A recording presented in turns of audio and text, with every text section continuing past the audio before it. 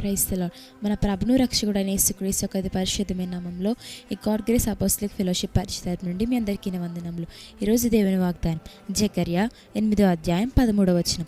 నేను మిమ్మల్ని రక్షింతును, భయపడక ధైర్యం తెచ్చుకొనుడి.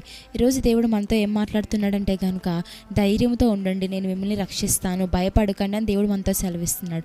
మన బైబిల్ గ్రంథంలో చూసినట్లయితే కనుక అపోస్తల కార్యములు 16వ అధ్యాయం 16వ వచనం నుండి ఉంటుంది కదండి. పౌలు శీలలో ఒక దెయ్యం పట్టిన స్త్రీని సోద చెప్తున్న ఒక చిన్నదాన్ని రక్షించినందుకు వారిని చెరసాల్లో వేయించి వాళ్ళు ఎంతగానో కొట్టి హింసిస్తారు.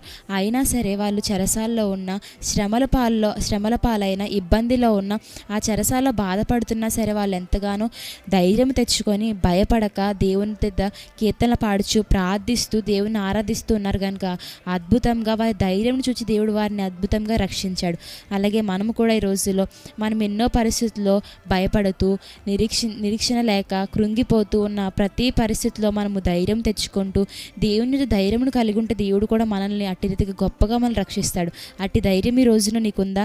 అట్టి ధైర్యం అనుకుంటే దేవుడు మనం రక్షిస్తానికి దేవుడే దిగి వస్తాడు. కనుక నీవు ఏమాత్రం భయపడక, దిగులు పడక, కృంగిపోక, అలసిపోక ఉంటే ధైర్యం దేవుని యొక్క మాట పైన ధైర్యం కలిగి ఉంటే కనుక దేవుడు అద్భుతంగా రక్షిస్తాడు. అట్టి కృపా కనికరం నీకు నాకు ఎల్లప్పుడూ తోడుగా ఉండును గాక. ఆమేన్.